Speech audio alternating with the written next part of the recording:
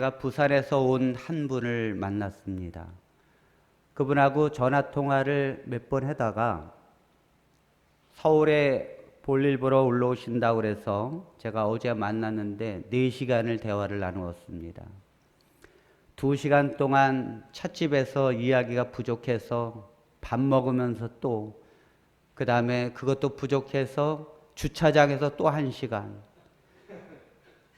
그 4시간을 이야기를 나눴는데 그분이 하시는 말씀이 부인이 자녀를 외국에서 공부를 시키다가 한국으로 들어와서 고등학교를 어디다 놓을까 고민하다가 삼육학교를 알게 돼서 삼육학교에 아이를 입학을 했답니다. 고등학교 서울 삼육. 그러면서 하시는 말씀이 그것이 우리 가정의 가장 큰 실수였다. 이런 말을 했어요. 왜 그런가 하면 그분들은 안식일교인들이 아니거든요. 그분들은 평범한 하나님을 안 믿는 사람이었는데 안식일교회에 그 아이 삼육학교를 입학시키고 그 다음에 부모가 그 계기로 인해서 삼육에 안식일교회를 다녔는데 나중에 결국 가정이 피폐해지고 인생이 비참해지더라는 거예요. 신앙의 기쁨도 모른 채 살다가 지금은 자기 부인은 개신교회로 갔고 자기도 참 옛날 생각이 나서 어쩌다가 목사님 유튜브에 그 설교를 듣고는 너무너무 반가워서 대화를 나누고 싶다 하면서 찾아온 분이셨습니다. 여러분, 종교를 잘 선택하셔야 합니다. 잘못된 종교에 빠지게 되면 가정이 피폐해지고 인생이 비참해집니다. 사람들은 왜 이단에 빠질까요? 그것은 성경을 문자대로 이해하기 때문입니다. 이단에 빠지는 이유는 간단해요. 성경을 문자대로 이해하기 때문이에요. 오늘 설교 말씀은 굉장히 중요한 거예요. 아마 오늘의 이 설교 말씀을 갖고 재림교회에서는 엄청난 파장을 일으킬 것이라 생각이 되어집니다. 성경의 본래 의미를 이해하지 못하고 문자적으로 이해하기 때문에 이단에 빠지게 되는 거예요. 이단에 안 빠지는 사람들이 있습니다. 2 종류가 있는데 이단에 안 빠지는 사람들은 아예 성경에 관심이 없는 사람들, 이 사람들은 절대 이단에 안 빠집니다. 그러니까 누가 무슨 말을 해도 관심이 없거든요. 그냥 성경에 이랬다 저랬다 이렇게 가르쳐도 아예 관심이 없으니까 그 말에 넘어갈 리가 없지요. 이런 사람들은 걱정할 필요가 없어요. 이단에 빠지지 않아요. 물론 이 사람들은 구원받기도 쉽지 않겠지만. 그러나 또 이단에 빠지지 않는 사람들은 성경을 성령의 인도하심으로 깨닫는 자는 이단에 빠지지 않습니다. 성령이 없는 사람은 성경을 들어도 깨닫지 못합니다. 그렇기 때문에 예수님께서 오셨을 때에도 성령이 없이 유대 종교의 세뇌를 받고 살았던 사람들은 그 잘못된 종교로 성경을 바라보는 시각이 고정되어졌기 때문에 마음이 강팍해진 거예요. 자기들이 생각하는 것 외에는 절대 받아들이지 않으려고 한 걸 강팍하다는 거예요. 그래서 예수님을 알아보지도 못했고 예수님께서 그들에게 말씀하시는 것은 울리는 꽹과리였습니다, 여러분. 안산홍 증인회와 안식일교회는 안식일이라는 날짜에 대해서 벗어나질 못합니다. 이번에도 저희 아버지께서 명절인데 굳이 내려오지 마라 그러시더라고요. 왜냐하면 내려와가지고 또 그냥 성경에 대해서 이야기하는데 머리가 아프다는 거예요. 머리가 아프다는 거예요. 그러다 보니까 아버지와 아들 사이에도 예수님을 믿는데도 원수가 되는 것입니다, 여러분. 이 얼마나 안타까운 일입니까? 오늘은 안식일에 대해서 4번째 시간인데 제목이 새하늘과 새 땅에서의 안식일이라는 제목입니다.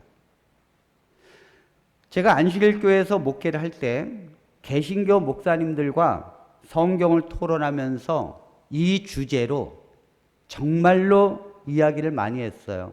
새하늘과 새 땅에서도 안식일을 지키니까 당연히 안식일을 지켜야 된다고. 자, 이사야 66장 22절로 23절에 있는 말씀을 보겠습니다. 내가 지을 새하늘과 새 땅이 내 앞에 항상 있는 것 같이 너희 자손과 너희 이름이 항상 있으리라. 여호와의 말이니라. 여호와가 말하노라. 매월 초하루와 매 안식일에 모든 혈육이 내 앞에 나와 예배하리라. 네, 이 말씀을 보면서 안식일에 집착하는 교회들은, 그러니까 안산홍 증인회나 안식일 교회 같은 안식일에 집착하는 교회들은 새하늘과 새 땅이 있는 천국에도 초하루와 매 안식일에 하나님께 예배를 드리는데 어떻게 안식일이 폐해질 수가 있느냐, 이렇게 생각하는 것이죠. 그래서 제가 이 구절을 갖고 성경을 토론할 때 많이 이용을 했어요. 여기 새하늘과 새 땅에서 구원받았을 때도 매 월삭, 이게 매 초하루가 월삭이거든요. 1월 1일, 2월 1일, 3월 1일 한 달마다 돌아오는. 매 초하루와 안식일에도 하나님께 예배를 드리는데 어떻게 당신들은 안식일을 폐해졌다고 말할 수 있는가? 그러나 지금 생각해 보면 참 얼마나 문자적으로 제가 이해를 하고 있었는가를 후회가 되고 창피하기까지 합니다. 이렇게 문자적으로 이해를 하게 되면 성경의 뜻을 잘 알지 못하고 성경에서 비추어지는 예수 그리스도를 바라보지 못하게 됩니다. 당연히 그 예수 그리스도를 깨닫지 못하니까 그분이 행한 복음을 이해하지 못하는 거예요. 이것이 가장 큰 어려움입니다. 고린도서 4장 3절에 이렇게 말씀하고 있습니다. 만일 우리의 복음이 가리웠으면 망하는 자들에게 가리워진 것이라. 네, 이 복음이 가리워지게 되면 결국 그건 망하는 거라는 거예요. 아무리 성경을 읽고 해도 그 복음이 가리워져서 안 보이게 되는 순간 그 사람은 망한다는 것입니다. 그러니까 왜 이것이 복음이 가려졌을까? 당연히 성경을 본래의 의미를 깨닫지 못하고 문자적으로만 이해를 하니까 그것이 성경에서 예수 그리스도를 비추고 있는 것을 모르는 거예요. 그리고 패스하는 거죠. 그리고는 문자적으로만 이해하는 거예요. 그러다 보니까 예수님이 왜 십자가에서 죽으셨는지, 그분이 십자가에서 죽는다는 건 무엇을 의미하는지 그런 것들을 깨닫지 못하니까 복음이 가리워지는 거예요. 듣는데 깨닫지 못한다는 거예요. 그래서 성경에 보면 소경이 되면, 영적 소경이 되면 복음을 들어도 이해하지 못합니다. 제가 재림교회에 복음을 설교한 게 한 10년 정도 설교했는데 제 경험상으로 100명의 교인에게 설교하면 3분 정도가 깨닫습니다. 3분 정도가 목사님, 그 복음이 그럼 정말 그런 거예요? 이렇게 깨닫는데 나머지 97명은 목사님 그래도 안식일이 중요하잖아요. 그래요. 그래도 안식일을 지켜야 되잖아요. 이래요. 복음을 아무리 설명해도 이 안식일에 대해서 벗어나질 못해요. 그러니까 안식일을 지키지 않으면 하나님의 인을 받지 못한다고 주장합니다. 얼마나 안타까운지 모릅니다. 여러분, 복음을 아는데 이렇게 안식일을 이해하게 되면 그 복음이 절대로 복음이 되지 못합니다. 그건 제가 합회 목사님들에게 설명한 내용이에요. 왜 복음이 되지 못하는가? 자, 이 성경은요, 1600년 동안에 40여 명의 사람들에 의해서 쓰여졌습니다. 왕도 있고, 농부도 있고, 거기에는 선지자도 있고, 많은 종류의 사람들이 있죠. 그런데 이 성경이 하나님의 성령이 각 사람의 세대가 다른다 할지라도 성령의 감동하심을 입어서 썼기 때문에 하나님 앞에 한 사람의 저자처럼 일치가 되는 것입니다. 그러면 이 성경을 읽고 깨닫는 것도 하나님의 성령의 도우심이 있어야 가능한 것입니다. 아멘입니까? 이게 인간이 성경을 읽는다고 깨달아지는 것이 아니에요. 성경을 읽기 전에 반드시 하나님의 도우심을 구해야 합니다. 제가 이 유튜브를 보다가 책을 읽어도 그 책에 영향을 받지 못하는 이유가 무엇인가, 이거를 어느 한 사람이 설명을 하더라고요. 책을 읽으면 사람이 변화돼야 되는데 왜 도대체 책을 읽어도 변화가 안 되는가? 이유는 그 사람이 책을 건성으로 읽기 때문에 그렇다는 것입니다. 책을 읽어도 내 선입감을 딱 갖고 책을 읽으니까 그 책에 맞는 내 말과 내 생각과 맞으면 그런가 보다 그랬고, 내 생각과 다르면 그 이상하다 이렇게 하면서 안 받아들인다는 거예요. 그래서 책을 읽고 정말 삶이 변화되려면 먼저 책을 읽기 전에 여러분들의 생각과 가치관을 백지로 만들어야 된다는 거예요. 백지. 다 내려놔야 된다는 거죠. 여러분들이 알고 있는 지식, 부동산이면 부동산, 또 여러분들이 알고 있는 성경 지식, 그 모든 걸 내려놓아야 그 책을 읽고 변화가 된다는 거예요. 그러니까 유대인들은 이 성령의 감동하심 없이 성경의 한 말씀 한 말씀을 장로들의 유전과 바리새인들의 그 가르침을 통해서 문자대로 이해했기 때문에 영적으로는 소경이 된 거예요. 그 영적으로 소경이 됐으니까 메시아가 오셔서 말씀하시는데도 깨닫지 못합니다. 그분이 그리스도라는 것을 전혀 깨닫지 못합니다. 그리고 그분이 하시는 말씀이 구약 성경을 인용해서 말씀하시는데도 깨닫지 못하는 것이고, 그분이 행하시고 가르치는 이유를 모릅니다. 당연히 그것을 깨닫지 못하면 결국 그리스도와 반대로 살게 됩니다. 그리스도와 반대로 살게 된다고요. 여러분, 영적 소경을 갖고 있으면 정말 성경에서 그리스도께서 말씀하시는 대로 사는 것이 아니라 반대로 산다고요. 여러분, 유대교회 사람들을 보십시오. 정말 예수님의 가르침대로 그들이 삽니까? 아닙니다. 유대교는 말씀대로 산다고 자기들은 생각하는데 그리스도와 반대로 산다니까요. 그러니까 예수님을 십자가에 못 박혀 죽이는 거예요. 오늘 여러분들의 눈이 열리기를 간절히 바랍니다.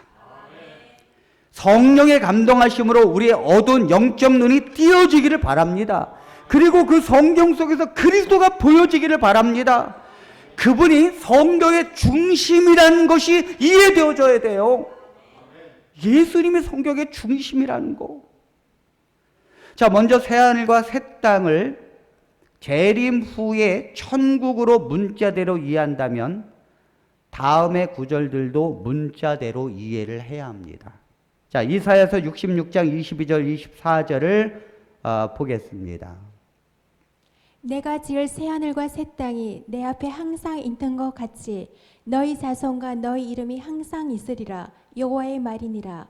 여호와가 말하노라. 매월 초하루와 매 안식일에 모든 혈육이 내 앞에 나와 예배하리라. 만일 이곳이 예수님께서 재림 후에 나중에 구원받아서 새하늘과 새 천국에서 일어날 일이라면 24절도 믿어야 합니다. 다음 절입니다. 그들이 나가서 내게 패역한 자들의 시체들을 볼 것이라. 그 벌레가 죽지 아니하며 그 불이 꺼지지 아니하여 모든 혈육에게 가증함이 되리라. 자, 구원받은, 만일 이것이 천국이라면 매 안식일과 매 월삭에 예배를 드리는 사람들이 나가서 무엇을 보는가 하면 패역한 자들의 시체들을 볼 것이라는 거예요. 그리고 거기에는 벌레가 죽지 않고 불도 꺼지지 않는, 지옥을 지금 얘기하잖아요. 이 지옥 같은 곳을 볼 것이라는 거예요.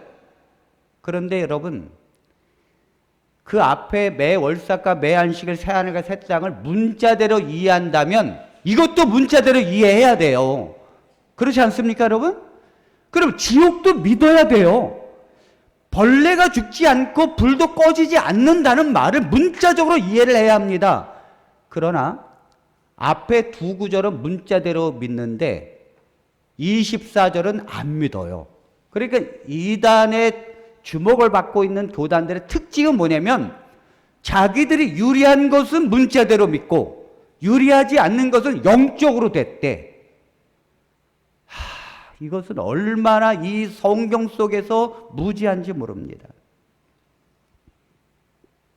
그리고 23절에 천국에서 매월 초하루와 매 안식일에 만일 예배드리게 된다면, 그래서 안식일이 지금도 폐해지지 않은 거라면 왜 월삭은 안 지켜요? 월삭은. 네? 그렇잖아요? 하늘에서도 월삭을 지킨다면 왜 지금은 월삭을 안 지킵니까? 그러니까 문제대로 이해하면 여러 가지 문제점이 일어난다는 것이죠. 자, 이것을 성경에서는 새하늘과 새 땅이 여기 66장에만 있는 게 아니라 그 앞에 전절 65장 17절 18절에도 새하늘과 새 땅이 나옵니다. 보라, 내가 새하늘과 새 땅을 창조하나니 이전 것은 기억되거나 마음에 생각나지 아니할 것이라. 너희는 내가 창조하는 것으로 말미암아 영원히 기뻐하며 즐거워할지니라. 보라, 내가 예루살렘을 즐거운 성으로 창조하며 그 백성을 기쁨으로 삼고. 자, 이것이 만일 나중에 구원받은 이후의 천국이라면 그 다음부터는 문제가 심각해집니다. 자, 20절을 한번 읽어보겠습니다. 거기는 날수가 많지 못하여 죽는 어린이와 수완이 차지 못한 노인이 다시는 없을 것이라. 곧 100세에 죽는 자를 젊은이라 하겠고 100세에 못되어 죽는 자는 저주받은 자니라. 그곳에는 어린이와 수완이 차지 못한 노인이 다시는 없을 것이라. 곧 100세에 죽는 자를 젊은이라 하겠고. 100세 정도 누가 죽었다 그러면 젊어서 죽었네. 그 다음에 100세가 못되어 죽는 자는 저주받은 것이라. 그러니까 70세 죽었고 80세 죽었어요. 요즘 같으면 90세 죽었으면 장수한 거잖아요. 그런데 만일 그걸 하늘나라라고 그러면 90세에 죽었으면 얼마나 저주를 받았으면 100세도 못 살아서 죽었겠는가. 그 다음에 22절. 그들이 건축한 데에 타인이 살지 아니할 것이며 그들이 심은 것을 타인이 먹지 아니하리니 이는 내 백성의 수완이 나무의 수완과 같겠고 내가 택한 자가 그 손으로 일한 것을 길이 누릴 것이며. 이는 내 백성의 수완이, 수명이 나무의 수완과 같을 것이다. 제가 용문산에 갔더니 거기 은행나무가 있는데 얼마나 큰지요. 이게 막 나무가 처지는 걸 막 받치고 막 그렇게 했는데 은행이 정말 단풍이 이쁘게 듭니다. 제가 몇 년 살았나 봤더니 1000년 넘게 살았어요. 그러니까 우리 강희숙 집사님의 어머니가 천국에서는 나무의 수완과 같다니까 1000년을 산다는 거예요. 1000년을. 이것이 하늘나라라면 저 안 갑니다, 여러분. 인생이라는 게 1000년을 살고 10,000년을 살아야 뭐합니까? 죽으면 소용없는 걸. 지금 이 말씀을 문자대로 이해하면 새하늘과 새 땅이 결국 죽는다는 거예요? 안 죽는다는 거예요? 죽는다는 거잖아요. 문자대로 이해하면 결국은 여기서부터 오래 살 뿐이지 죽는다는 거잖아요. 그러므로 이것은 문자대로 이해하면 안 된다는 거예요. 성경은요, 문학적 표현이 많아요. 문학적 표현. 성경은 시를 썼다고요. 성경은 그림을 그리는 거예요. 대부분 이 선지자들이 이상을 보는 것도 받아 적으라 한 게 아니라 그림을 보여준 거라고요. 그림을. 동영상을 보여준 거예요. 자, 25절 보면 이렇게 말합니다. 이리와 어린 양이 함께 먹을 것이며 사자가 소처럼 즙을 먹을 것이며 뱀은 흙을 양식으로 삼을 것이니 나의 성산에서는 해함도 없겠고 상함도 없으리라 여호와께서 말씀하시니라. 자, 새하늘과 새 땅에는 이리와 어린 양이 함께 먹을 것이며 얼마나 좋습니까? 지금은 막 잡아먹지만 그 다음에 사자가 소처럼 즙을 먹을 것이고 이게 뭐예요? 순해진다는 거예요. 사자가 즙을 먹고 소처럼 순해진다는 거죠. 뱀은 흙을 양식으로 삼을 것이니 나의 성산에서는 해함도 없고 상함도 없으리라 여호께서 말씀하시느니라. 자, 새하늘과 새 땅이 구원받은 상태라면 이리와 어린 양이 함께 먹고 사자가 소처럼 즙을 먹을 것이라 그랬어요. 이것이 과연 새하늘과 새 땅에서 문자대로 성취될 것인가? 이것이 천국의 마지막이면 한계가 있다는 말입니다. 그렇다면 성경적으로 새하늘과 새 땅은 무슨 의미일까요? 성경에서 새하늘과 새 땅이라는 말의 의미는 무엇일까요? 여러분, 10월 3일이 무슨 달인지 아십니까? 10월 3일은 개천절입니다. 개천절은 뭐냐면 하늘이 열린 날이라는 뜻이에요. 그러니까 이 한민족의 최초의 이 민족이 열린 날이죠. 그게 이제 단군 뭐 해가지고 그 다음에 최초의 고조선이 시작되었다. 그게 개천절인데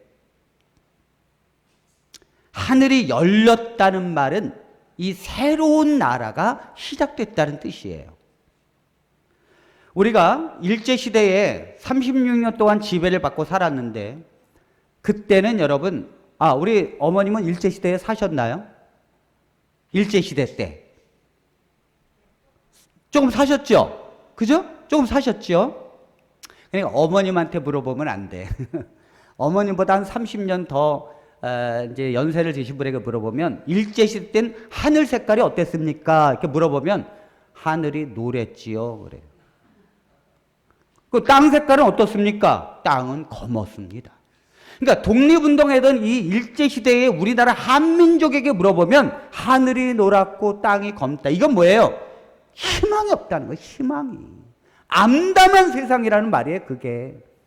그런데 1945년 8월 15일 날 해방이 되었습니다. 그리고 나서 기쁨을 가지고 거리에 나가서 태극기를 흔들며 정말 이 독립을 외치고 이 기쁨의 환희 속에 살고 있는 사람들에게 하늘은 무슨 색깔입니까? 라고 물어보면 파란색입니다. 땅은요, 아름다운 초록색입니다. 새하늘과 새 땅이 된 거죠. 자, 새하늘과 새 땅이라는 것은 변해지는 게 아니라 엄청난 변화가 일어났다는 얘기예요.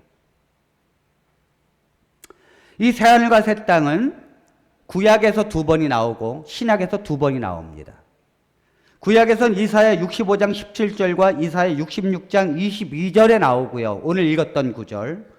신약에서는 베드로후서 3장 13절과 요한계시록 21장 1절이 나와요. 공교롭게도 신약에서 2번, 구약에서 2번입니다. 그런데 이 이사야 65장 66장에 나오는 구약에 나오는 새하늘과 새 땅은 이스라엘 백성들이 포로로 끌려가서 참담한 생활을 살다가 그들이 그 바벨론에서 해방되어 돌아오고 다시 나라를 건설하고 거기에 메시아가 오셔서 하나님이 왕이시고 그분이 다스리는 나라, 그것이 새하늘과 새 땅이에요. 제가 증명을 다 하겠습니다. 그러니까 지금 65장, 66장의 이사야 선지자가 이야기하는 새하늘과 새 땅은 장차 너희들이 이방의 포로로 끌려가서 참담한 생활을 살 것이지만 너희들이 나라 없이 슬프게 살 것이지만 그러나 영원히 그렇게 되는 것이 아니라 너희들이 다시 돌아와서 나라를 다시 회복할 것이다. 그리고 언젠가 메시아가 오셔서 메시아가 다스리는 위대한 나라가 될 것이다. 이것을 새하늘과 새 땅으로 바라보는 거예요. 아멘입니까? 지금 이사야서 65장, 66장의 새하늘과 새 땅은 BC 690년에 쓰여진 거거든요. BC 690년에 이스라엘 백성들의 상황은 어땠는가 하면 북방 이스라엘이 722년에 아시리아에서 먼저 멸망했어요. 그리고는 남방 유다도 지금 엄청난 압력을 받고 외부의 침입 속에서 약해졌고, 그 다음에 내부적으로는 이스라엘 왕으로부터 타락해서 이스라엘 백성들이 지금 우상숭배로 타락해져 가고 있습니다. 다시 말해서 이 상황은 정말로 검은 상태요. 하늘이 노란 상태지요. 그래서 이사야서 1장에는 하나님이 월삭과 안식일을 받지 않겠다고 말합니다. 왜냐하면 이스라엘 백성들이 죄악 속에서 우상숭배 속에서 드려지는 월삭과 안식일의 예배를 하나님이 받지 않겠다는 거예요. 그러니까 이방 땅으로 끌려가는 것입니다. 하나님이 그들을 버렸다는 거예요. 자, 그래서 이사야 39장 5절로 7절에는 포로로 갈 것을 예언합니다. 자, 어떻게 새하늘과 새 땅이 어떻게 이루어지는지를 설명합니다. 지금 이사야 39장 5절로 7절. 이사야가 히스기야에게 이르되 왕은 만군의 여호와의 말씀을 들으소서. 보라, 날이 이르리니 내 집에 있는 모든 소유와 내 조상들이 오늘까지 쌓아둔 것이 모두 바벨론으로 옮긴 바 되고 남을 것이 없으리라. 여호와의 말이니라. 또 내게서 태어날 자손 중에서 몇이 사로잡혀 바벨론 왕궁의 환관이 되리라 하셨나이다. 네, 지금 이 풍전등화로 꺼져가는 남방 유다의 나라가 결국 예언대로 너희들은 바벨론으로 옮겨지게 될 것이고, 그리고 자손들이 포로로 끌려가게 될 것이다. 예언을 했지요. 그러나 하나님은 그 예언만 준 것이 아닙니다. 하나님은 그 암담한 포로의 예언과 동시에 내 백성을 위로하라 라는 위로의 예언도 주셨어요. 이사야 40장 1절. 너희의 하나님이 이르시되 너희는 위로하라. 내 백성을 위로하라. 이사야 49장 13절. 하늘이여 노래하라. 땅이여 기뻐하라. 산들이여 즐거이 노래하라. 여호와께서 그의 백성을 위로하셨은즉 그의 고난을 당한 자를 긍휼히 여기실 것임이라. 하나님은 비록 그들의 우상 숭배로 타락하여 바벨론으로 포로로 끌려갈 것이지만, 그러나 내 백성을 위로하라. 그리고 내 백성을 위로하고 오히려 기뻐하라. 왜 하나님께서 위로하고 기뻐하라고 말씀하십니까? 그것은 영원히 바벨론에서 포로로 살 것이 아니기 때문입니다. 하나님께서 이스라엘 백성들에게 저렇게 포로로 끌려가는 것은 하나님께서 고난을 주는 것이 목적이 아니라는 거예요. 우리 인생에 고난이 오는 것은 하나님의 고난이 목적이 아니라는 거예요. 하나님께서 우리를 고난 속에서 정글같이 단련되고 죄를 버리고, 그리고 하나님 앞에 다시 우뚝 깨끗한 백성으로 서게 하는 것이 하나님의 목적인 줄로 믿습니다. 그러므로 위로하고 기뻐하라는 거예요. 고난을 이겨내면 그 이후에는 정금 같은 백성이 되니까. 그래서 하나님께서 어떻게 위로하는가 하면, 하나님은요 말로만 하시는 분이 아니에요. 하나님은 모든 그들이 돌아올 계획을 미리 발표합니다. 미리. 뭐라고 발표하는가? 너희들이 돌아올 길을 내가 열겠다는 거예요. 이사야 44장 28절. 고레스에 대하여는 이르기를 내 목자라 그가 나의 모든 기쁨을 성취하리라 하며, 예루살렘에 대하여는 이르기를 중건되리라 하며, 성전에 대하여는 내 기초가 놓여지리라 하는 자니라. 네, 지금 제가 새하늘과 새 땅, 이사야서 65장과 66장에 나오는 새하늘과 새 땅이 무엇인지를 설명하기 위해서 이사야를 전체를 지금 제가 살펴보고 있는 거예요. 이스라엘의 안식과 월삭을 더 이상 1장에서 받지 않겠다. 결국 그들이 포로로 끌려갈 것이다. 그러나 내 백성을 위로하라. 그들이 다시 돌아오게 될 것이다. 그러나 돌아오는 길을 내가 열 것이다. 누구를 준비하겠다? 고레스. 고레스라고 하는 사람은 태어나지도 않았어요, 이 당시에. 그런데도 하나님께서 고레스라고 하는 사람을 내가 일으킬 것이다. 그는 내 목자라. 그가 나의 모든 기쁨을 성취하리라. 하나님의 기쁨이 무엇입니까? 이스라엘 백성들이 그곳에서 죄를 회개하고 다시 정결케 되어서 예루살렘으로 돌아오는 것, 이것이 하나님의 기쁨입니다.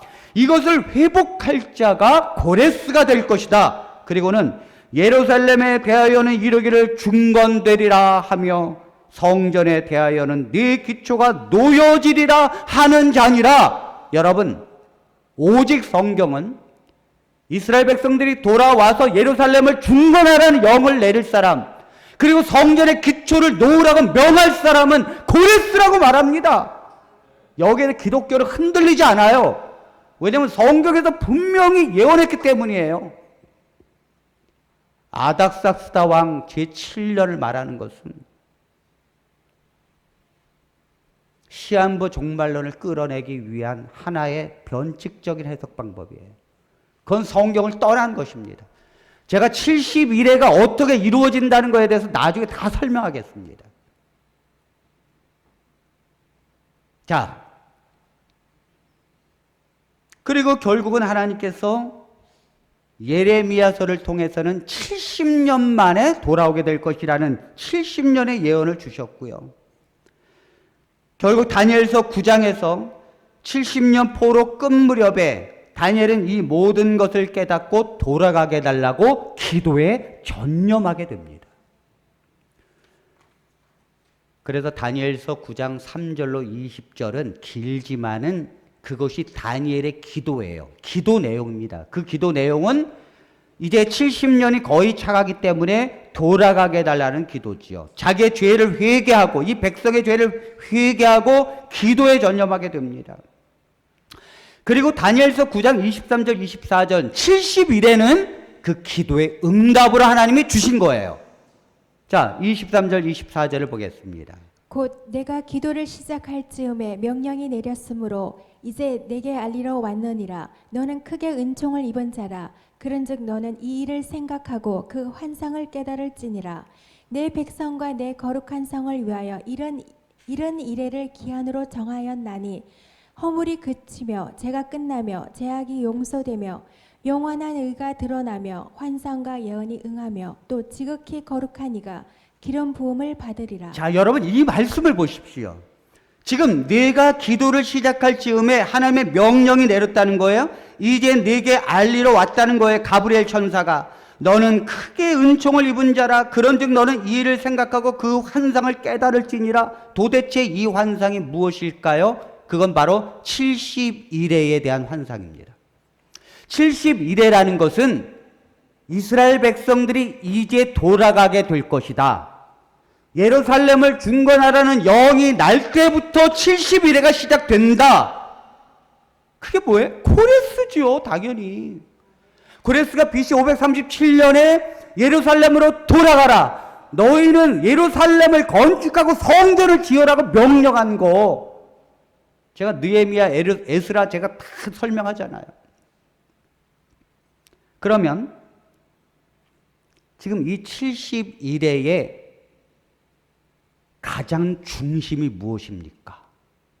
왜 너희들이 돌아가게 되면 그때부터 70일에라는 것을 너희가 기억하라라고 말하는가? 70일의 주님은 바로 예수님의 초림을 말하고 있기 때문이에요. 아멘입니까? 여기 뭐냐면 내 백성과 내 거룩한 성을 위하여 이른 이래로 기한을 정했지만 그 안에 허물이 그치게 될 것이다. 너희들의 허물이 결국은 그쳐지게 될 것이고 죄가 어떻게 된다고요?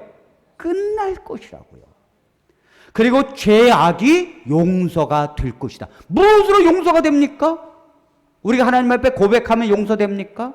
우리가 하나님 앞에 잘못했다고 말하면 용서됩니까? 십자가에서 예수님이 우리의 죄값을 대신해서 돌아가시지 않으면 용서 자체가 되는 게 아니에요. 그리고 영원한 의가 드러나게 될 것이다. 지금까지는 의가 없었습니다. 누구도 의인이 없었고 의라는 게 뭔지도 몰랐어요. 예수님이 의고 그분이 드러나게 될 것이라는 거예요. 결국은 그 모든 환상과 예언이 응하게 될 것이고 또 지극히 거룩한 이 예수 그리스도가 기름 부음을 받으리라.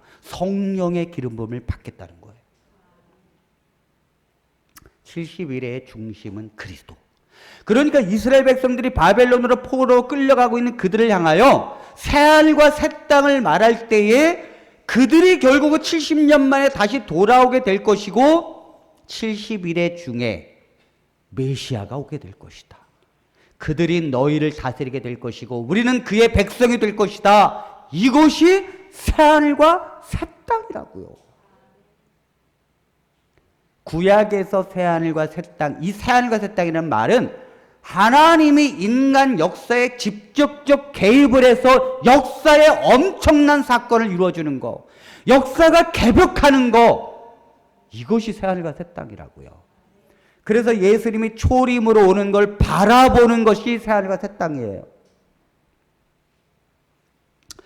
결국 이사야 선지자는 새하늘과 새 땅을 말하면서 바벨론에서 다시 돌아와서 예루살렘을 재건하고 그 예루살렘에 메시아가 오셔서 이스라엘을 다스리는 것입니다. 결국 바벨론에서 돌아오고 기다리면 메시아가 온다는 것이죠. 새하늘과 새 땅이 온다는 거지요. 그래서요, 이사야서에서의 내용은 십자가의 중심으로 쓰여졌어요. 자, 이사야서 51장의 제목이 뭐냐면 시온에 대한 영원한 구원이에요. 시온이 뭡니까? 예루살렘을 말하는 것입니다. 그러니까 이 예루살렘이 지금은 저주를 받아서 황폐화되어지고 바벨론으로 끌려가서 여기가 동물의 안식처가 되지만 결국은 시온, 예루살렘이 영원히 구원을 받겠다는 거예요. 그 다음에 이사야 52장은 그러므로 시온아 깰지어다, 정신 차리라는 거예요. 예루살렘의 거민들이 이 복음을 듣고 정신을 차리고 깰지어다. 그 다음에 53장은 예수 그리스도께서 메시아로 오셔서 너희들의 고난을 대신해서 당하시겠다는 거예요. 여러분, 구원은 저절로 이루어지는 게 아니에요. 죄값을 하나님이 치르시고 그 예수님의 십자가의 고난 때문에 시온이 구원을 받고 회복이 되는 것입니다. 아멘입니까? 그러니까 당연히 메시아가 고난을 받겠다는 거고요. 이사야 54장은 하나님의 영원한 사랑이 드러나게 될 것이라는 거예요. 하나님의 영원한 사랑이 언제 드러납니까? 십자가에서예요.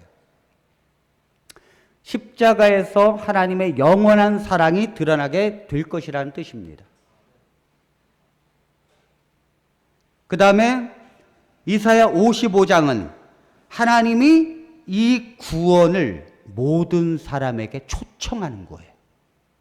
그게 55장이라고요. 그리고 56장은 이방인들이 구원을 받을 것이라는 거예요.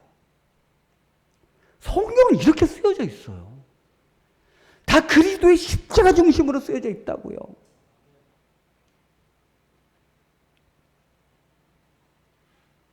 비록 바벨론으로 끌려가서 참담한 생활을 살 거지만 그들이 다시 돌아와서 희망이 있다는 거예요. 새하늘과 새 땅에 어떻게 역사가 이루어지는가? 시온이 영원히 구원을 받을 것이고 그러므로 시온이 깰지어다. 메시아가 고난을 당하신다. 그리고 그분의 영원한 사랑이 드러나게 될 것이고 하나님의 모든 사람을 구원으로 초대하게 될 것이고 그래서 이사야 55장 1절에는 하나님이 모든 사람을 구원으로 초대한다는 제목인데 1절은 그래서 이렇게 말합니다. 너희 목마른 자들아 물로 나오라. 돈 없는 자도 오라. 너희는 와서 사 먹되 돈 없이 값 없이 와서 포도주와 젖을 사라. 이게 뭐예요? 다 초청하는 거죠. 구원으로. 이사야 56장은 이방인들이 그래서 결국 구원을 받을 것이다. 이것이 새하늘과 새 땅의 나라입니다, 여러분. 그래도 안식일에 매여 있는 분들은 목사님 그래도 못 믿겠어요. 새하늘과 새 땅이 정말 그런지 영원히 하늘에서 새하늘과 새 땅이 이르려고 우리 안식일을 지켜야 되는 거 아닙니까? 자, 지금부터 자세히 성경을 보십시오. 새하늘과 새 땅이 일어날 때 이사야 65장 25절은 그 특징 중에 하나가 이렇게 말합니다. 이리와 어린 양이 함께 먹을 것이며 사자가 소처럼 짚을 먹을 것이며 뱀은 흙을 양식으로 삼을 것이니 나의 성산에서는 해함도 없겠고 상함도 없으리라. 여호와께서 말씀하시니라. 자, 새하늘과 새 땅이 되면 이리와 어린 양이 싸워요, 안 싸워요? 안 싸워요. 함께 먹어요. 그 다음에 사자가 소처럼 짚을 먹을 것이니까 사자가 겁낼 필요가 없어요. 사람 안 잡아먹습니다. 아, 짚 먹고 사는데 왜 사람을 잡습니까? 만일 이것이라면 새하늘과 새 땅의 특징이 이것이 언제 일어나는지 보십시오. 이사야 11장 6절로 9절에 보면 그런 일이 있습니다. 자, 그때에 이리가 어린 양과 함께 살며 표범이 어린 염소와 함께 누우며 송아지와 어린 사자와 살찐 짐승이 함께 있어 어린 아이에게 끌리며 암소와 곰이 함께 먹으며 그것들의 새끼가 함께 엎드리며 사자가 소처럼 풀을 먹을 것이며 젖먹는 아이가 독사의 구멍에서 장난하며 젖된 어린 아이가 독사의 굴에 손을 넣을 것이라. 내 거룩한 산 모든 곳에서 희됨도 없고 상함도 없을 것이니 이는 물이 바다를 덮음같이 여호와를 아는 지식이 세상에 충만할 것임이니라. 여러분 이 말씀을 보십시오. 그때에 그랬어요. 그때. 자, 그때가 되면 이리가 어린 양과 함께 살며 표범이 어린 염소와 함께 누우며 송아지와 어린 사자와 살찐 짐승이 함께 있어 어린아이에게 끌리며 암소와 곰이 함께 먹고 그것들의 새끼가 함께 엎드리며 사자가 소처럼 풀을 먹을 것이며 그때가 도대체 언제입니까? 초림입니다. 왜 초림인지 아십니까? 그 전절을 제가 읽겠습니다. 그 전절을. 이사야서 11장 6절로 9절을 지금 읽었는데 이사야서 11장 1절로 5절을 읽겠습니다. 이새의 줄기에서 한 싹이 나며 그 뿌리에서 한 가지가 나서 결실할 여러분 것이요. 이거 보십시오. 이새의 줄기에서 한 싹이 나며 그 뿌리에서 한 가지가 나서 결실할 것이요. 여러분 이사야 선지자는 앞으로 메시아가 이 땅에 초림으로 올 것이라는 걸 계속해서 예언하고 있는데 여기 이새라는 사람은 다윗의 아버지예요. 그래서 성경은 메시아가 누구를 통해서 오는가 하면 유다 지파를 통해서 오고 유다 지파가 이새거든요. 이새는 유다 지파에 들어갔는데 유다 지파가 너무 많잖아요. 그 중에서도 다윗의 혈통의 후손으로 오겠다고 성경은 예언했어요. 아멘입니까? 그러므로 이새 다윗의 아버지의 줄기에서 한 싹이 난다는 거예요. 이게 바로 누굽니까? 예수 그리스도예요. 그리고 그 뿌리에서 한 가지가 나서 결실할 것이요. 2절에 그의 위에 여호와의 영 곧 지혜와 총명의 영이요 모략과 재능의 영이요 지식과 여호와를 경외하는 영이 강림하시리니. 자, 그 위에 예수 그리스도 위에 성령이 강림하게 될 것이다. 여러분 예수님께서 요단강에서 침례 요한에게 침례를 받으실 때 아버지 하나님의 음성이 들렸습니다. 이는 내 사랑하는 아들이요 내 기뻐하는 자라. 그게 언제 음성이 들렸어요? 침례 받고 올라오실 때 비둘기 같은 성령이 내리면서 하늘에서 음성이 들렸어요. 여호와의 신이 임하는 거죠.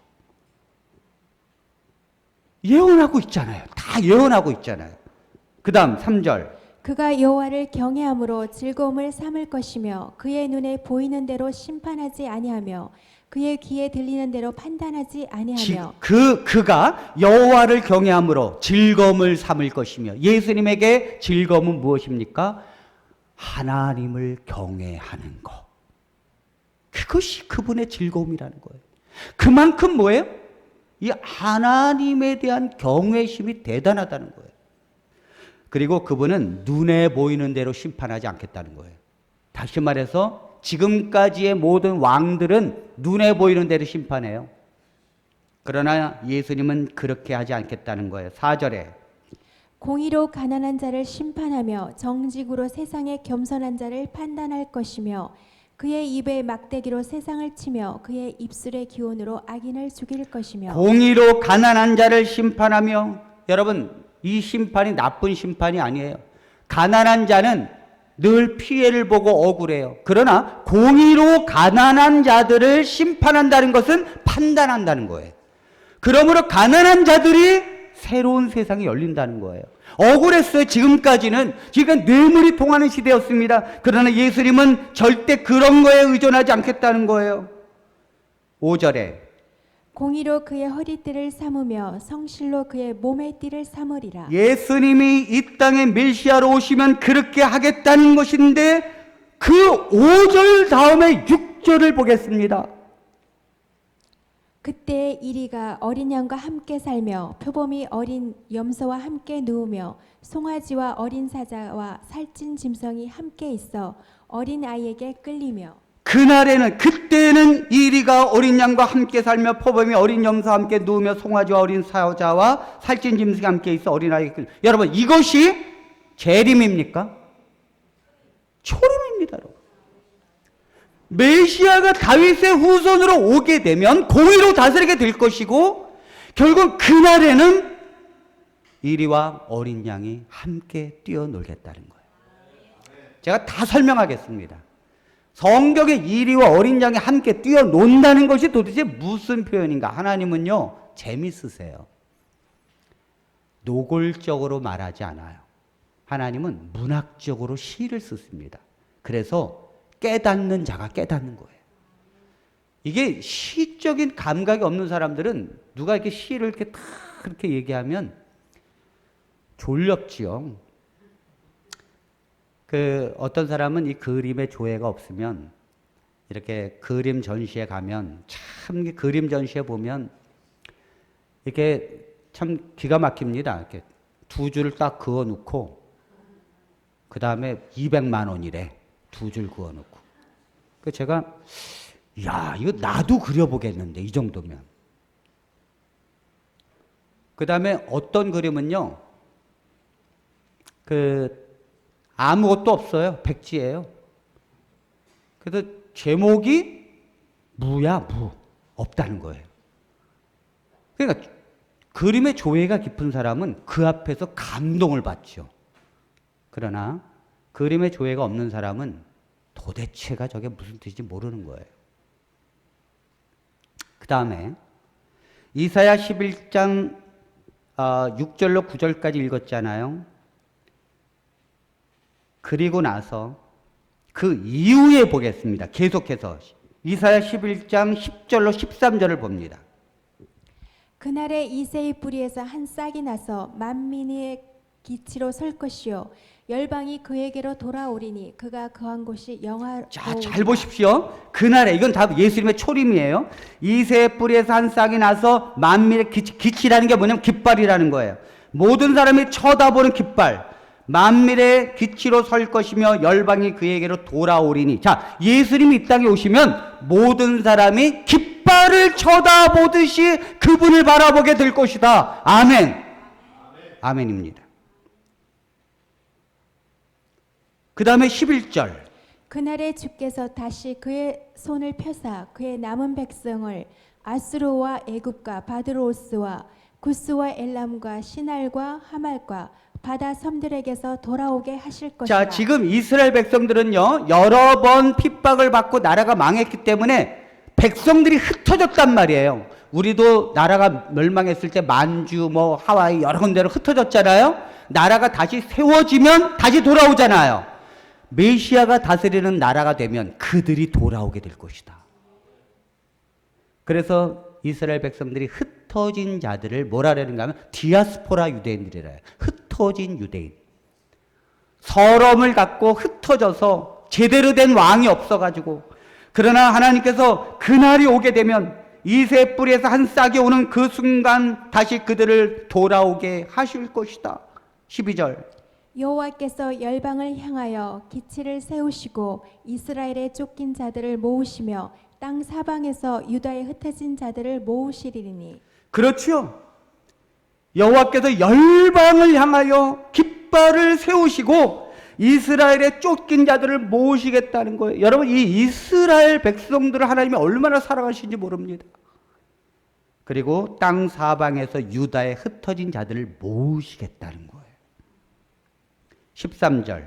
에브라임의 질투는 없어지고 유다를 괴롭게 하던 자들은 끊어지며 에브라임은 유다를 질투하지 아니하며 유다는 에브라임을 괴롭게 하지 아니할 것이요. 여러분 이 말씀은 뭐냐면 에브라임은 이스라엘 백성들이 이제 북방 이스라엘과 남방 유다로 나눠졌단 말이에요. 그런데 그 북방 이스라엘 같은 민족인데 솔로몬이 죽고 난 다음에 북방 이스라엘과 남방 유다로 나눠졌는데 북방 이스라엘의 지파의 대표적 지파가 에브라임 지파예요. 남방 유다의 대표적인 지파는 유다 지파고, 그런데 여기 에브라임의 질투는 없어지고, 이 말은 뭐냐면 에브라임은 유다를 향하여 질투를 가졌어요. 왜냐하면 남방 유다 쪽에 예루살렘이 있거든요. 그리고 그 예루살렘이 있기 때문에 거기 성전이 있거든요. 그 성전에 하나님의 임재함이 있거든요. 그러니까 뭐예요? 질투가 나는 거예요. 우리 부모님이 자녀 중에 똑같이 사랑해야 합니다. 재산을 틀리게 줬다든지 사랑한다는 말을 이쪽만 얘기했다든지 그럼 큰일 납니다. 그리고 우리 어머님은 똑같이 말해야 돼. 똑같이 사랑한다고 다. 없는 재산이지만 똑같이 나누어야 합니다. 자, 그런데 이 에브라임이 이 유다 지파를 시기했어요. 그래서 어떻게 했는가 하면 예루살렘의 성전이 남방 유다는 있기 때문에 북방 이스라엘은 저기 그리심산 위에다가 산장을 짓고 거기서 예배를 드렸습니다. 대신 뭐예요? 성전을 지은 거지요. 가짜 성전을. 그리고 여기 유다를 괴롭게 하던 자들은 끊어지며 에브라임은 유다를 질투하지 아니하며 유다는 에브라임을 괴롭게 하지 아니하며 유다 남방 유다는 에브라임을 괴롭혔어요. 왜 괴롭혔는가 하면 북방 이스라엘이 망하고 나서 이방 민족하고 피가 섞였거든요. 그래가지고 너희들은 이방 민족과 피가 섞였기 때문에 이건 이방인이다. 그래서 개처럼 취급했습니다. 그래서 성경에 보면 유대인 예수님 앞에 이방 여자가 올 때 개로 비유하잖아요. 그렇게 그들을 괴롭혔어요. 그러니까 이 사마리아 사람, 북방 이스라엘 사람들이 성전을 재건할 때 시기가 나가지고 막 방해하잖아요. 이런 것들이 두 민족이 나누어져서 서로 질투하고 괴롭히던 것들이 메시아가 오면 다 하나가 될 것이다라는 말이에요. 여기 이리와 염소 무엇으로 비유하는가 하면 이리와 어린 양, 이건 뭐예요? 이리는 에브라임, 어린 양은 유다. 그 다음에 표범 에브라임, 어린 염소 유다. 이걸 비유하는 거라고요. 더 크게 가면 이리는 이방인, 염소는 어린 양은 유대인. 그들이 메시아가 오면 하나가 돼서 서로 어울려서 화평하게 될 것이라는 거예요.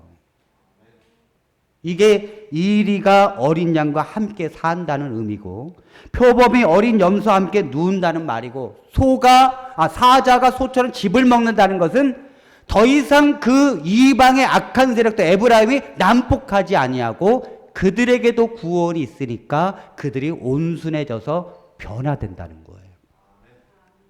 자, 그것을 실제로 어떻게 이루셨는가?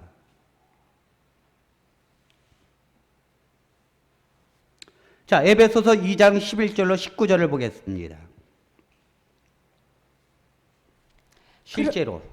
그러므로 생각하라. 너희는 그때 육체로는 이방인이요 손으로 육체 행한 할례를 받은 무리라 칭하는 자들로부터 할례를 받지 않은 무리라 칭함을 받는 자들이라. 네, 그때 예수님을 믿기 전에는 너희들이 이방인이었고 할례를 받지 않는 무리라 무시를 당하고 살았다는 거예요. 여러분, 우리는 이방인입니까? 유대인입니까? 네, 이방인이에요. 그래서 지금 유대인들이 이방인들을 무시할 수 있습니다. 자, 그렇게 살았다는 거예요. 그러나 그때 너희는 그리스도 밖에 있었고 이스라엘 나라의 밖에 사람이라. 약속의 언약들에 대하여는 외인이요 세상에서 소망이 없고 하나님도 없는 자. 참 비참한 사람들이었다는 거에 그리스도 밖에 있었으니까. 그러나 이제는 전에 멀리 있던 너희가 그리스도 예수 안에서 그리스도의 피로 네, 가까워졌느니라. 이제는 전에 멀리 있던 너희가 그리스도 예수 안에서 그리스도의 피로 가까워졌느니라. 아멘. 예수님께서 십자가에 달려 돌아가신 것은 유대인들만 위한 것이 아니에요. 그건 이 모든 인류의 사람들을 위한 것이기 때문에 하나님의 한 자녀가 되는 것입니다. 예수님 안에서 한 피로 그들은 하나가 되어졌고 한 형제가 되어졌어요. 이것이 예수님께서 오셔서 하신 일이라는 거예요. 자, 어떻게 그걸 이루셨는가? 그 다음. 그는 우리의 화평이신지라 둘로 하나를 만드사 원수된 것 곧 중간에 막힌 담을 자기의 육체로 허시고. 하나님은 화평이십니다. 둘로 하나를 만들었다는 거예요. 이방인과 유대인들을 하나로 만들었어요. 그리고 원수된 것. 이게 원수된 게 뭡니까? 두 이방인과 유대인이 왜 원수가 됐습니까? 바로 율법 때문입니다. 유대인들은 율법을 가지고 있고 자기들만 지키고 있고 자기들만 의인이라고 말하고 율법이 없는 이방인들은 개라고 취급했으며 이 율법 때문에 원수가 되어진 것을 그 다음 절. 법조문으로 된 계명의 율법을 폐하셨으니 이는 이 둘로 자기 안에서 한 새 사람을 지어 화평하게 하시고. 법조문으로 된 계명의 율법을 자기 육체로 폐하셨으니 여러분 유대인들이 계명을 지켜야 되고 율법을 지켜야 된다라고 이방인들은 그것도 모르면서 너희들은 개라고 취급을 받았지만 그 모든 계명의 율법을 그리스도께서 못 지키는 자들을 대신하여 자기가 행하시고 십자가에서 율법의 요구 죽음을 대신 치르시고 그리고 자기 육체로 율법 조문을 찢어버렸다는 거예요. 그러므로 유대인과 이방인이 더 이상 차별이 없어졌죠. 율법 자체를 없애버렸으니 유대인과 이방인이 무슨 차이가 있습니까, 여러분? 그 다음에 16절을 보겠습니다. 또 십자가로 이 둘을 한 몸으로 하나님과 화목하게 하려 하심이라. 원수된 것을 십자가로 소멸하시고 또 오셔서 먼데 있는 너희에게 평안을 전하시고 가까운 데 있는 자들에게 평안을 전하셨으니. 먼데 있는 이방인들에게도 평안을 정하고 걱정하지 마라. 우상 숭배하고 타락하고 그 옛날의 모든 것들을 버리고 그리스도의 피를 믿는 자, 복음을 믿는 자에게는 죄가 속죄가 됐느니라. 그러므로 평안하라. 그리고 안에 있는 유대인들에게도 너희는 죄인이었지만 교만했지만 그리스도께서 십자가에 죽으심으로 너희에게 평강이 있을지어다. 아멘. 그리고 다음 절입니다. 이는 그로 말미암아 우리 둘이 한 성령 안에서 아버지께 나아감을 얻게 하려 하심이라. 그로 말미암아 예수님 때문에 우리 둘이 뭐예요? 이방인과 유대인이 한 성령 안에서 아버지께 나아감을 얻게 하려 하심이라. 아멘. 여러분 잘 보십시오. 이방인과 유대인도 하나가 됐는데 왜 십자가로 안식일 교회와 개신교가 원수로 지냅니까, 여러분? 누가 그렇게 만든 것입니까?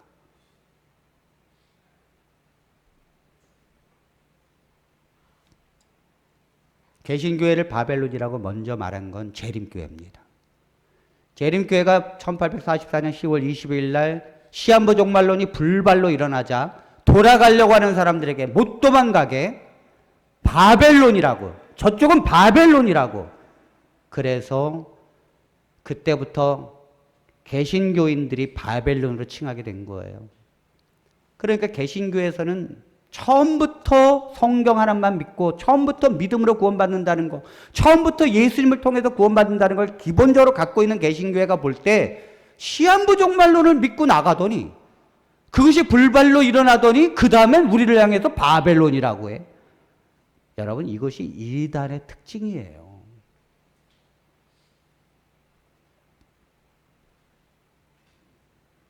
분명히 재림교회는 잘못된 속에 있습니다.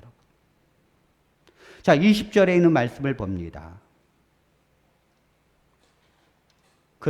그러므로 이제부터 너희는 외인도 아니요 나그네도 아니요 오직 성도들과 동일한 시민이요 하나님의 권속이라. 이건 이방인에게 말하는 거예요, 지금.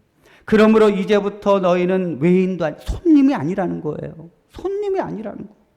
나그네도 아니라는 거예요. 오직 성도들과 동일한 시민이요 하나님의 권속이라. 아멘. 이렇게 말하는데 구원을 의심합니까, 여러분? 네? 이방인들에게도 너희도 동일한 하나님의 자녀고 하나님의 집안 사람이라고 성경은 분명하게 말하는데 십자가로 어떻게 구원을 확신하지 못할 수 있습니까? 자, 이제부터 이사야 66장이 보여지게 될 것입니다.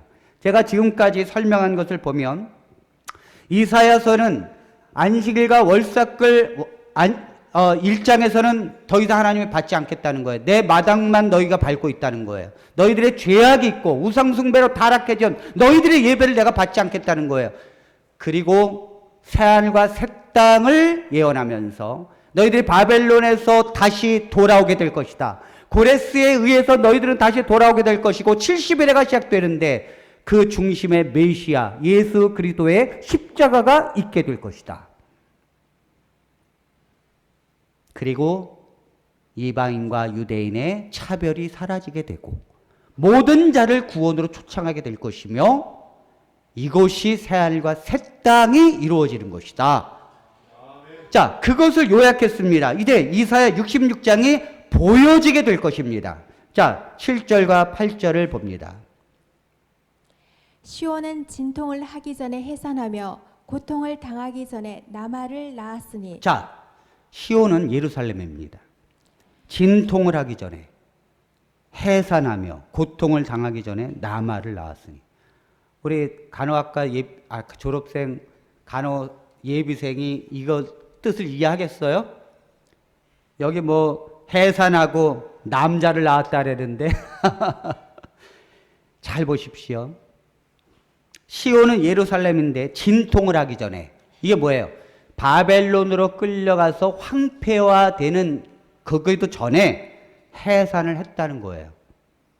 고통을 당하기 전에 예루살렘이 멸망하고 이스라엘 백성들이 바벨론으로 끌려가서 고통이 진행되기도 전에 남자를 낳았다는 거예요. 이게 무슨 말인가 하면 이스라엘 백성들이 바벨론으로 끌려가서 예루살렘이 황폐화되기 전에 하나님은 고레스라고 하는 한 남자를 태어나게 했다는 거예요. 아멘입니까? 모든 주석은 다 그렇게 설명하고 있어요. 성경을 그리스도 중심으로 바라보지 않으면 단 한 구절도 이해되지 못합니다. 8절 이러한 일을 들은 자가 누구이며 이러한 일을 본 자가 누구이냐. 나라가 어찌 하루에 생기겠으며 민족이 어찌 한순간에 태어나겠느냐. 그러나 시온은 진통하는 즉시 그 아들을 순산하였다. 여러분 이 말씀을 보십시오. 이러한 일을 들은 자가 도대체 누구냐? 이러한 일을 본 자가 누구냐? 쉽게 말하면 이 땅이 망했는데 이 땅을 회복할 자를 준비해 놨다는 걸 들어본 적이 있느냐? 또 어찌 나라가 하루에 생기겠느냐? 민족이 어찌 한순간에 태어나겠느냐? 그럴 리는 없죠. 그런데 지금 뭐예요? 이스라엘 백성들이 바벨론에 가서 포로로 끌려가고 70년 동안 엄청난 고통 속에 있어도 단 하루에 모든 것이 회복될 것이라. 단 하루에. 이런 걸 들어본 적이 있느냐 이거죠. 인간의 노력 없이 단 한순간에 나라가 세워진 적이 있느냐? 없다는 거죠. 오직 하나님이 이걸 준비하고 있다는 거예요. 그러나 시온은 예루살렘은 진통하는 즉시 예루살렘 멸망하고 시드기야가 눈이 다 빠지고 이스라엘 백성들이 포로로 끌려가는 그 즉시 그 아들을 순산하였도다. 고레스가 태어났다는 거예요. 아멘입니까? 성경은 기가 막힌 말씀이에요. 자, 66장 9절 10절을 읽겠습니다. 여호와께서 이르시되 내가 아이를 갖도록 하였은즉 해산하게 하지 아니하겠느냐. 내 하나님이 이르시되 나는 해산하게 하는 이인즉 어찌 태를 닫겠느냐 이 하시니라. 말씀은 하나님께서 고레스가 태어나기도 전에 고레스라고 하는 사람을 예언했다면 반드시 그가 이 땅에서 태어나지 않겠느냐? 아멘입니까? 여러분들의 이름을 하나님은 오래전에 예언했다는 거예요. 그 예언했기 때문에 여러분들이 태어났다는 거예요. 하나님의 엄청난 섭리 속에 움직이고 있다는 것이죠. 그래, 하나님께서 고레스가 태어나기도 전에 고레스가 내 기쁨을 성취하게 될 것이다. 그는 예루살렘을 향하여는 중건되리라 명할 것이고 성전에 대하여는 기초를 놓으리라 말할 것이다. 그랬을 때는 고레스가 태어나지 않았다고요. 그러나 주님이 말씀하셨다면 반드시 고레스는 태어나게 될 것이라는 거예요. 그 다음 10절. 예루살렘을 사랑하는 자들이여 다 그 성읍과 함께 기뻐하라. 다 그 성읍과 함께 즐거워하라. 그 성을 위하여 슬퍼하는 자들이여 다 그 성의 기쁨으로 말미암아 그 성과 함께 기뻐하라. 지금 이 말씀은 이미 예루살렘이 멸망하고 이미 참담한 상황인데도 하나님께서는 예루살렘을 사랑하는 자들이여 다 그 성읍과 함께 기뻐하라. 왜 기뻐합니까? 미래가 보여졌으니까. 미래가 하나님께서 그들을 포로로 영원히 두는 것이 아니라 회복할 것이니까 기뻐하라. 신앙은요, 미래를 알고 기뻐하는 것이 신앙입니다. 아멘입니까? 여러분들이 정말 하나님의 그 구원 속에서 영원한 생명을 받고 해함도 없고 죽음도 없고 고통도 없는 그곳에서 영원히 사는 것. 어떤 분들은 그럽니다. 너무 하늘나라를 종교식으로 설명해가지고 맨날 예배드린대. 그래서 어떤 분들은 그래요. 아유, 나 지금도 예배드리는 거 힘들어 죽겠는데 거기 가서 맨날 예배드려야 돼요. 그게 아니에요. 그게 아니라고요. 여러분들이 이 세상에서 정말 너무 행복하다 그럴 때가 있습니까? 없습니까? 그거는 왜 그런 걸 주셨는지 아십니까? 하늘나라의 그 기쁨을 요만큼이라도 맛보라고. 그러니까 여러분들이 돈 때문에, 여러분들이 정말 어떤 정말 행복한 마음 때문에 기뻐하는 것이 있다면 그것은 하늘나라에서 맛볼 작은 입맛에 불과합니다. 여러분들은 이 땅에서 경험해보지 못한 엄청난 기쁨과 즐거움을 누리게 될 거예요. 그것이 영원히 이루어진다고. 그것이 십자가 때문에, 예수님의 십자가 속죄 때문에, 내 죄가 사라졌기 때문에 그것이 이루어지는 것을 미리 알고 받아들이고 믿는 자가 기쁘게 사는 줄로 믿습니다. 그러니까 어제 찾아온 분도 그래요. 안식일교회 다녔지만 어딜 가도 다 장례식 치르는 것 같아요. 장례식 치르는 것 같아요. 당연하죠. 복음이 없으니까. 자, 그 다음 말씀 이사야서 66장 15절을 보겠습니다. 자, 보라 여호와께서 불에 둘러싸여 강림하시리니 그의 수레들은 회오리 바람 같으리로다. 그가 혁혁한 위세로 노여움을 나타내시며 맹렬한 화염으로 책망하실 것이라. 여러분, 여호와께서 불에 둘러싸여 강림하시니, 어떤 분들은 이걸 재림이라고. 재림이 아닙니다. 이건 초림이지. 아니 목사님, 불에 쌓여서 내려온다면서요. 아니, 성경은 문학적 표현으로 표현한다니까요. 아니, 쉽게 말하면 예수님이 재림할 때도 불에 쌓여서 내려옵니까? 그게 아니에요. 여호와께서 불에 둘러싸여 강림하신다는 말은 하나님의 심판하는 모습을 얘기하는 거예요. 여러분, 예수님께서 이 땅에 오시는 것은 우리를 구원하심이 맞지만 동시에 심판하십니다. 초림이. 왜냐하면 성령이 세 가지를 책망한다잖아요. 그 예수를 믿지 않은 것. 그들은 벌써 심판을 받은 것이라. 예수님의 의가 드러나고 구원의 영원한 사랑이신 십자가가 드러나고 복음이 드러나는 순간 그걸 거절하는 자들에게는 심판이 있게 되는 거예요. 예수님이 이 땅에 오셔서 그 복음을 필요로 하고 그분에게 정말로 엎드려서 그 십자가를 의지하는 자들에게는 구원이지만 예수님을 거절하고 그분 앞에 교만한 자들에게는 심판입니다, 여러분. 심판입니다.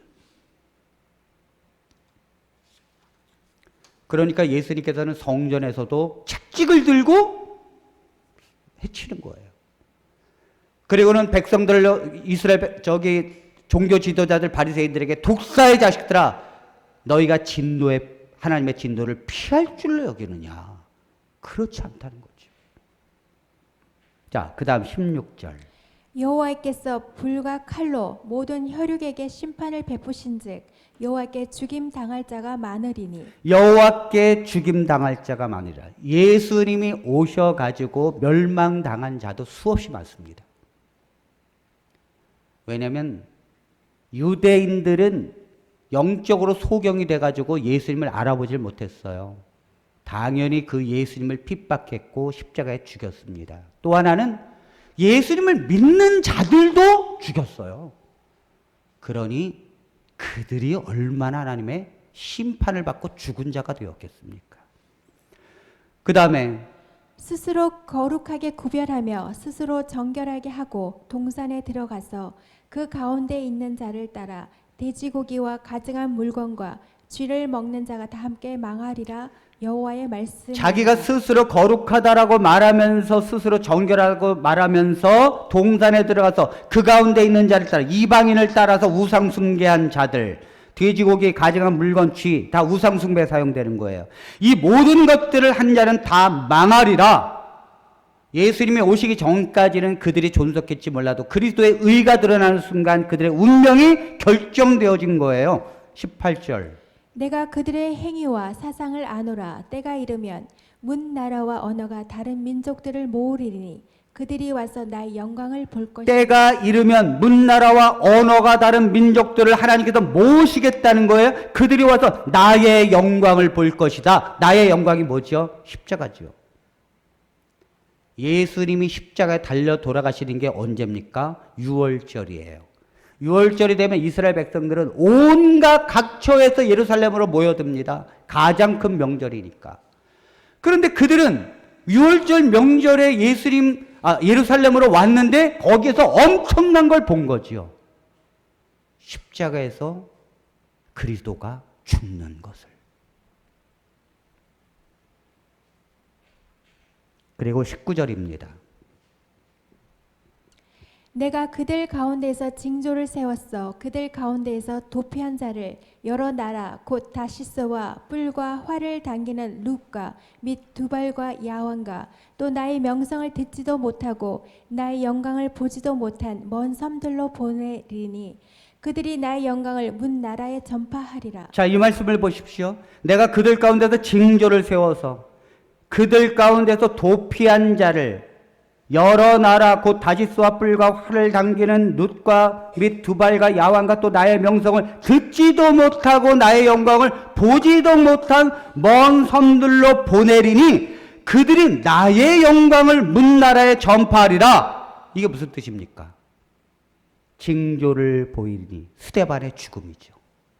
스데반이 죽고 난 다음에 이것이 예루살렘과 사마리아와 땅끝까지로 내 증인이 되리라는 말씀이 선포되어지는 것이고 그들의 복음을 가진 자들이 이방 땅으로 흩어져서 예수의 복음을 전파하잖아요. 이게 하나님의 나라, 새하늘과 새 땅이 일어나게 되면 이러한 일들이 벌어지게 될 것을 지금 설명하고 있다고요. 20절. 나 여호와가 말하노라. 이스라엘 자손이 예물을 깨끗한 그릇에 담아 여호와의 집에 드림같이 그들이 너희 모든 형제를 문 나라에서 나의 성산 예루살렘으로 말과 수레와 교제와 노새와 낙타에 태워다가 여호와께 예물을 드릴 것이요. 그러니까 하나님의 영광을 십자가를 믿는 이 복음을 가진 자들이 스데반의 순교 이후에 각처에 퍼져서 복음을 증거하고 이방인이 하나님을 안 믿는 이방인이 여호와의 집에 와서 예물을 드려서 예배하게 될 것이다. 이게 뭐예요? 복음을 받아들이고 하나님의 백성이 되겠다는 뜻이죠. 아멘입니까? 21절. 나는 그 가운데에서 택하여 제사장과 레위인을 삼으리라. 여호와의 말이니라. 원래 제사장과 레위인은 유대인 중에서도 레위 자손이 돼야 되는데 이방인들이 구원을 받고 만인 제사장설, 이방인도 레위인과 제사장이 된다는 거죠. 아멘입니까? 아멘. 이 성경은요, 십자가 중심으로 모든 걸 설명하고 있다고요. 22절. 내가 지을 새하늘과 새 땅이 내 앞에 항상 있는 것 같이 너희 자손과 너희 이름이 항상 있으리라. 그렇죠. 이것이 새하늘과 새 땅입니다. 아멘입니까?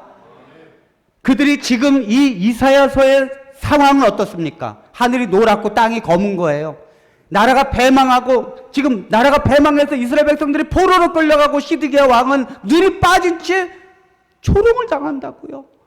그러나 그들이 하나님의 고레스를 일으켜서 그들이 다시 돌아오게 될 것이고, 그들이 다시 준비해서 메시아가 도래하게 될 것이고, 메시아가 십자가에서 너희의 죄를 위해서 대신 십자가에 죽은다면 이방인들에게도 복음이 전파될 것이고, 그들도 하나님의 백성이 될 것이며, 그 새하늘과 새 땅에서는 항상 새하늘과 새 땅이 있는 것 같이 너의 자손과 너의 이름이 항상 있으리라. 아멘. 새하늘과 새 땅, 하나님의 나라는요, 멸망하는 것이 아니에요. 하나님, 메시아가 세워진 그 나라는, 예수님께서 하나님의 나라는 여기 있다 저기 있다고도 못하리니 하나님의 나라는 너의 안에 있느니라. 예수님을 믿는 자는 그 심령에 하나님이 다스리는 나라가 됩니다. 그리고 그 나라는 영원히 커지는 거예요. 멸망할 수 없는 나라. 그 나라가 영원한 것처럼, 새하늘과 새 땅이 결코 영원한 것처럼 너의 이름이 영원하게 될 것이다. 그러므로 성경은 말하기를, 고린도후서 5장 17절에 그런즉 누구든지 그리스도 안에 있으면 새로운 피조물이라, 이전 것은 지나갔으니 보라 새 것이 되었도다. 새 것이 될 것이다라는 게 아니에요. 새 것이 되었다는 거예요. 새 하늘과 새 땅이 됐으니. 재림 이후에 오는 요한계시록 21장 1절에 나오는 새하늘과 새 땅은 신천신지가 맞습니다. 항상 뭐냐면 예수 그리스도를 통해서 하나님의 나라를 소유한 백성이 그리스도의 재림을 통해서 완성되는 거라고요. 새하늘과 새 땅이라는 건 그리스도를 통해서 우리에게 임하는 것이고 재림으로 완성이 되는 거예요. 아멘입니까? 이것이 성경이에요.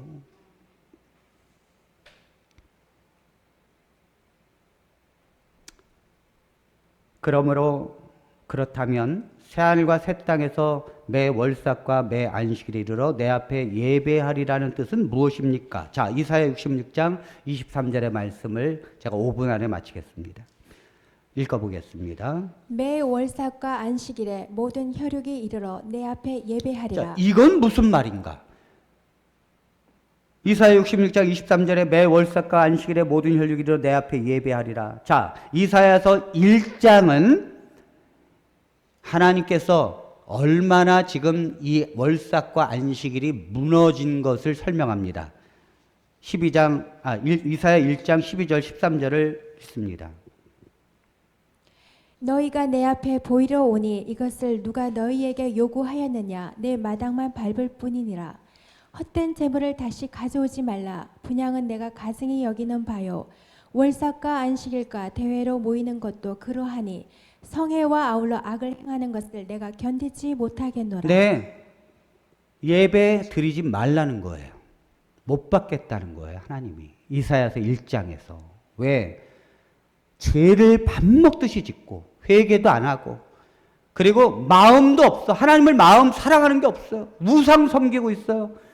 여러분, 교회를 와도 죄를 짓고, 교회를 와도 마음은 콩밭에 있고, 교회를 와도 돈을 더 사랑하고, 하나님은 그런 예배를 기뻐하지 않으십니다, 여러분. 기뻐하지 않으십니다. 이스라엘 백성들은 타락하고 그들이 섬기는 월삭과 안식일의 그 예배는 형식적이었고, 그들은 마음에도 없는 제사를 드리고 있었어요. 하나님이 더 이상 받지 않겠다는 거예요. 내 마당만 밟고 있다.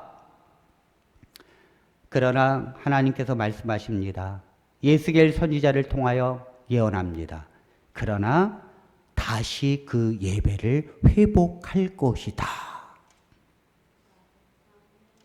자, 에스겔서 39장은 BC 586년 다니엘과 포로들이 바벨론으로 끌려간 이후에 하나님의 위로의 말씀이 에스겔 선지자에게 임합니다. 바벨론의 파멸, 결국 바벨론이 파멸될 것이라고 말합니다.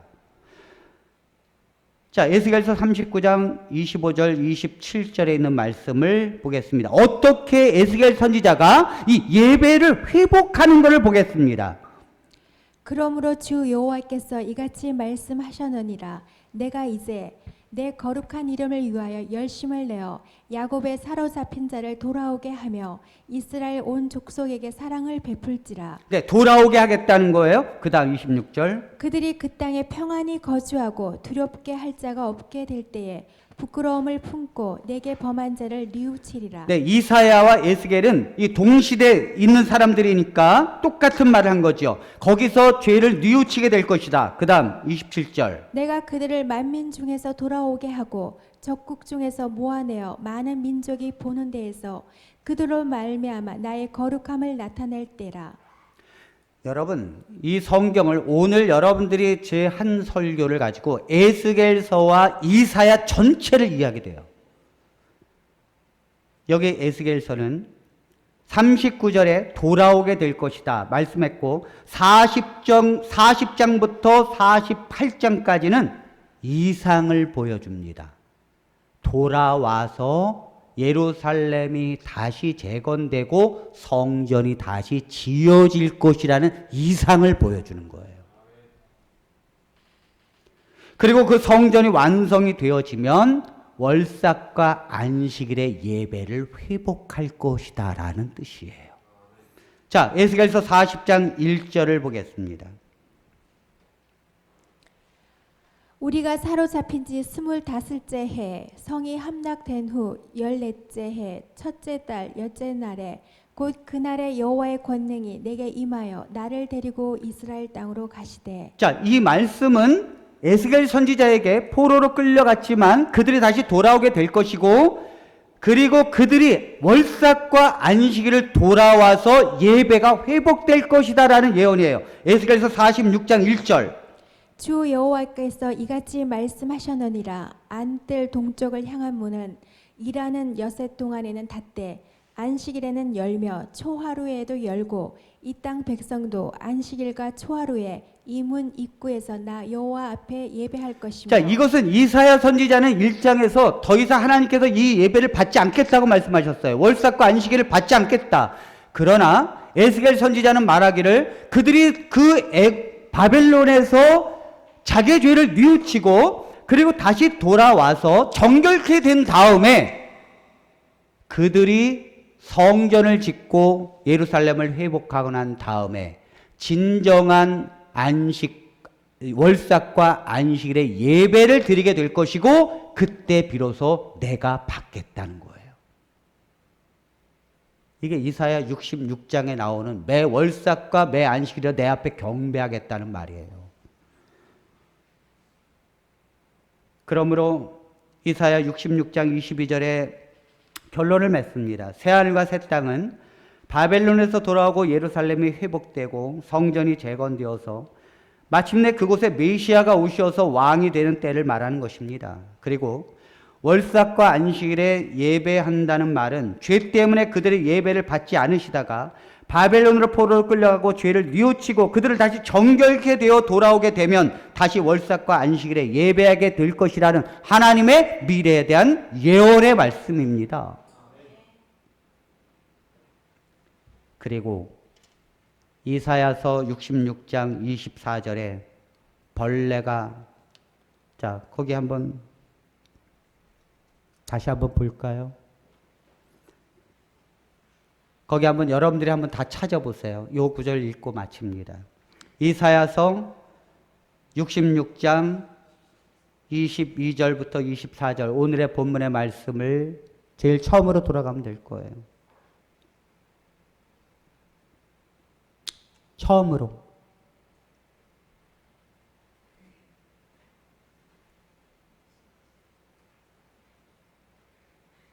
안 됩니까? 돌아가는 게. 자, 22절, 23절을 보고 잘 보세요. 24절을 보세요. 그들이 나가서 내게 패역한 자들의 시체들을 볼 것이라. 그 벌레가 죽지 아니하며 그 불이 꺼지지 아니하여 모든 혈육에 가증함이 되리라. 자, 23절에 보면 매월 초하루와 매 안식일에 모든 혈육이 내 앞에 나와 예배하리라. 이것은 뭐 이스라엘 백성들이 바벨론에서 다시 돌아와서 예배가 회복될 것이다. 그리고 난 다음에 그들이 누굽니까? 예배하러 돌아오는 자들이 나가서 패역한 자들의 시체들을 볼 것이다. 이게 패역한 자들이 누군가 하면 바벨론이죠. 바벨론이 이스라엘 백성들을 포로로 끌려가게 했고 그들을 패망시켰습니다. 그러나 메데 페르시아 시대에 하나님께서 그들을 돌려보내게 될 것이고 그들은 보게 될 것이다. 너희들을 괴롭히고 너희들을 죽였던 그들의 심판을 바벨론이 페르시아에 의해서 얼마나 비참하게 무너지는지 너희들은 보게 될 것이다. 그러니까 하나님은 하나님의 백성을 괴롭히는 자들을 그대로 두지 않아요. 하나님의 백성을 괴롭히는 자들을 심판하십니다.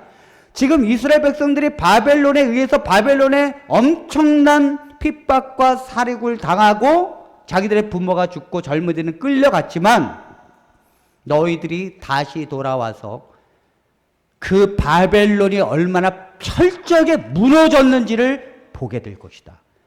그들의 시체는 뭐예요? 바벨론을 말하는 거예요. 그리고 벌레가 죽지 않으며 그 시체들이 죽어가지고 벌레가 득실득실해가지고 너무 많아가지고 벌레가 죽지도 않아. 그리고 태우느냐고 뭐예요? 불이 꺼지지도 않아. 이것을 예수님께서 새하늘과 새 땅이 일어나게 되면 바벨론에서 너희가 다시 돌아오게 될 것이고 너희들의 예배가 회복될 것이고 너희를 그곳으로 가게 했던 바벨론이 얼마나 참혹한 심판을 당했는지를 너희들이 뼈저리게 보게 될 것이다 라는 뜻입니다. 사랑하는 성도 여러분, 오늘 여러분들은 지금까지 제가 설교한 역사상 가장 많은 성경 구절을 읽었어요. 제가 이렇게 성경을 하는 이유는 도대체 성도님들이 이렇게 안 하면 성경을 이해하지 못하고 문자적으로 새하늘과 새 땅, 매 월삭과 안식일을 문자적으로 이해해서 하늘나라 가서도 지켜야 되는 것으로 이해하니 얼마나 가슴이 답답합니까? 성경은 지금 제가 말씀드린 것처럼 전체적으로 성경을 봐야 되고요. 이 성경 말씀이 어디를 향하고 있는가를 알아야 돼요. 그리고 그 성경 말씀이 예수 그리스도 중심이라는 걸 알게 됩니다. 그래서 개신교회는 예수만 있는 거예요. 그 예수 외에는 아무것도 없는 거예요. 그리고 사도 바울이 율법을 얼마나 많이 합니까? 지금보다 안식일 교인들보다도 율법을 10배나 더 많이 알고 있지 않습니까, 여러분? 그런데도 모든 걸 배설물로 여기노라. 다 버렸다는 거예요. 다. 할례도 버리고 안식일도 버리고 다 버렸다는 거예요. 제가 나중에 다 설명합니다. 왜 바울이 그런 것들을 버려야 되는지. 오직 십자가의 복음, 그거 외에는 없다는 거죠. 여러분들이 이 복음 하나를 붙들게 되면 내 인생이 달라지게 되고요. 자녀들에게 교회를 나오지 말라고 해도 이 자녀들이 기뻐서 나옵니다. 우리 애들이 뭐라는 줄 알아요? 아빠, 난 요즘 죽겠어요. 그래서 왜 죽겠냐 그랬더니 제가 안식일교회에 있을 때는 아빠한테 막 따졌잖아요. 하나님이 어디 있느냐고. 하나님이 보이지도 않는데 왜 우리 보고 예배드리라 그러느냐고. 그랬는데 아빠 지금은 예배드리고 싶어서 죽겠어요 그러더라고요. 제가 아이들 보고 뭐 앞에 나와서 경배 찬양 하라고 시켰는지 아십니까? 전 오히려 그랬어요. 야 니네들 좀 아직 어수룩하니까 좀 참아라. 근데도 애들이 가서 막 배워가지고 해야겠다는 거예요. 그 아이들이 밤 11시, 12시까지 찬양을 틀어놓고 막 따라서 부르고 예수님이 너무 좋다는 거예요. 우리에게 자유를 주시고 복음으로 우리를 해방시키시고 이 구원의 기쁨을 주신 예수님, 그 한 분이면 족합니다, 여러분. 그런 예수님께 영광을 돌리시고 하나님께 승리하는 삶을 살아가게 되기를 바라면서 말씀을 마칩니다.